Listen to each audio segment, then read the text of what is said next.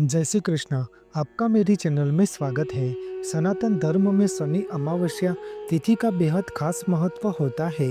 भाद्रपद माह के कृष्ण पक्ष में आने वाली अमावस्या तिथि शनिवार के दिन आती है, इसलिए इसे शनि अमावस्या कहलाती है।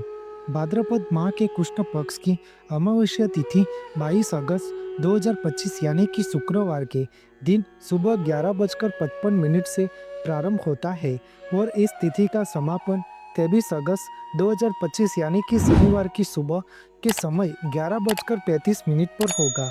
इसलिए उदया तिथि के अनुसार भाद्रपद पिठोरी अमावस्या का व्रत 23 अगस्त 2025 यानी कि शनिवार के दिन व्रत रखा जाएगा।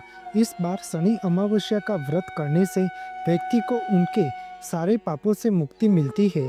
साथ ही पितृदोष और काल सर्प दोष जैसे अशुभ दोषों से भी मुक्ति मिलती है। शास्त्रों में भाद्रपद की अमावस्या को धर्म, कर्म, मोक्ष, व्रत एवं स्नान, दान और पितरों के लिए तर्पण के लिए भी शुभ माना जाता है।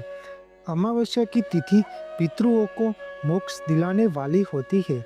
अमावस्या की तिथि के दिन अपने पितरों को खुश करने के लिए उनका श्राद्ध कर्म और पिंड दान करना चाहते हो तो शुभ समय में पितरों के लिए जल से तर्पण करना चाहिए। ऐसा करने से उनकी आत्मा को शांति मिलती है और मोक्ष की प्राप्ति होती है।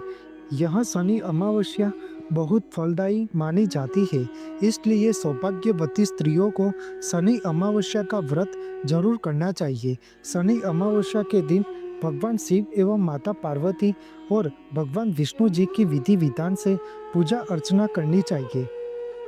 ऐसी मान्यता है कि जो भी व्यक्ति सोमवती अमावस्या का व्रत रखता है उसकी सभी मनोकामनाएं पूर्ण होती है, साथ ही अखंड सौभाग्य की प्राप्ति होती है। शनि अमावस्या के दिन कथा, वार्ता या पाठ का श्रवण करता है उस पर प्रभु की कृपा दृष्टि बनी रहती है। भाद्रपद माह की शनि अमावस्या की कथा इस प्रकार है कि एक नगर में गरीब ब्राह्मण परिवार रहता था। उस ब्राह्मण परिवार में उन दंपति के अलावा उनकी एक पुत्री भी थी। समय चक्र के अनुसार वह पुत्री उम्र के मुताबिक बड़ी होकर शादी लायक हो गई थी। वह लड़की सुंदर, सुवर्ण गुण संपन्न एवं संस्कारी थी, लेकिन गरीब होने के कारण उसका विवाह नहीं हो रहा था। एक दिन उस नगर में ब्राह्मण के घर एक महान साधु महाराज पधारे। वह उस कन्या के सेवा भाव से बहुत प्रसन्न हुए थे। उस कन्या को लंबी आयु का आशीर्वाद देते हुए साधु महाराज ने कहा कि इस कन्या के हथेली में विवाह योग्य रेखा नहीं है।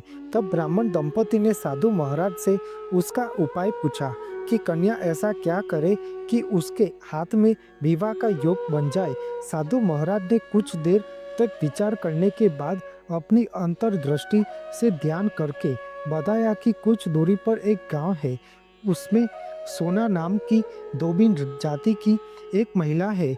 वह अपने बेटे और बहू के साथ रहती है, जो बहुत ही नेक आचार विचार और संस्कारी तथा पतिव्रता स्त्री है। यह कन्या उसकी सेवा करे और वह महिला इसकी शादी में अपने मांग का सिंदूर लगा दे। इसके बाद इस कन्या का विवाह हो तो इस कन्या का वैधव्य मिट सकता है। साधु ने यह भी बताया कि वह महिला कहीं आती जाती नहीं है। यह बात सुनकर ब्राह्मणी ने अपनी पुत्री से सोना दोबिन की सेवा करने की बात कही। वह पुत्री अपने माता पिता की बात से सहमत होकर वह कन्या अगले दिन प्रातः काल ही सुबह उठकर सोना दोबिन के घर जाकर साफ सफाई और अन्य सारे गृह कार्य करके अपने घर वापस आ जाती थी। एक दिन सोना दोबिन अपने बहू से पूछती है कि तुम तो सुबह ही उठकर सारे काम कर लेती हो और पता भी नहीं चलता। बहू ने कहा, माँ जी, मैंने तो सोचा कि आप ही सुबह उठकर सारे काम खुद ही खत्म कर लेती हो। मैं तो देर से उठती हूँ। इस बात से दोनों सास बहू निगरानी करने लगे कि कौन है जो सुबह ही घर का सारा काम करके चला जाता है। कई दिनों के बाद धोबिन ने देखा कि एक कन्या अंधेरे में घर आती है और सारे काम करने के बाद वापस चली जाती है। जब वहां जाने लगी तो सोना धोबिन इसके पैर पर गिर पड़ी और पूछने लगी कि आप कौन है और इस तरह छुपकर मेरे घर की सेवा क्यों करती है। तब कन्या ने साधु महाराज द्वारा कही गई सारी बात बताई। सोना धोबिन पतिव्रता स्त्री थी, उसमें बहुत पतिव्रता का तेज था। सोना धोबिन उस कन्या की बात सुनकर कन्या उसके साथ जाने के लिए तैयार हो गई। सोना धोबिन के पति थोड़ा अस्वस्थ थे। उसने अपनी बहू से अपने लौट आने तक घर पर ही रहने को कहा। सोना धोबिन ने जैसे ही अपने मांग का सिंदूर उस कन्या की मांग में लगाया तब उसके पति की मृत्यु हो गई। उससे इस बात का पता चल गया था। वह घर से निराजल ही चली थी, यह सोचकर कि रास्ते में ये कहीं पीपल का पेड़ मिलेगा तो उसे प्रसाद देकर और उसकी परिक्रमा करके ही जल ग्रहण करेगी। उस दिन सोमवती अमावस्या थी। ब्राह्मण के घर मिले पूरे पुए पकवान की जगह उसने ईंट के टुकड़ों से 108 बार प्रसाद देकर 108 बार पीपल के पेड़ की परिक्रमा की और उसके बाद जल ग्रहण किया। ऐसा करते ही उसके पति के मृत शरीर में जान वापस आ गई और सोना धोबिन का पति वापस जीवित हो उठा। घर जाकर देखा तो उनका पति जीवित था। यह देखकर सोना धोबिन खुश हो गई और समझ गई कि यह सब अमावस्या का व्रत करने का ही फल प्राप्त हुआ है। सोना धोबिन की मदद से उस कन्या का विवाह भी हो गया और अखंड सौभाग्य का आशीर्वाद भी मिला।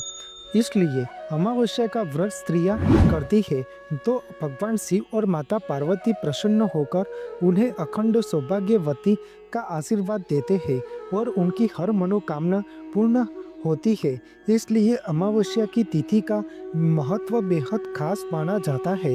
आपको मेरी यह माहिती अच्छी लगी हो तो मेरे चैनल को लाइक, शेयर, कमेंट, सब्सक्राइब करें और बेल आइकॉन को दबाना ना भूलें। जय स्वामीनारायण।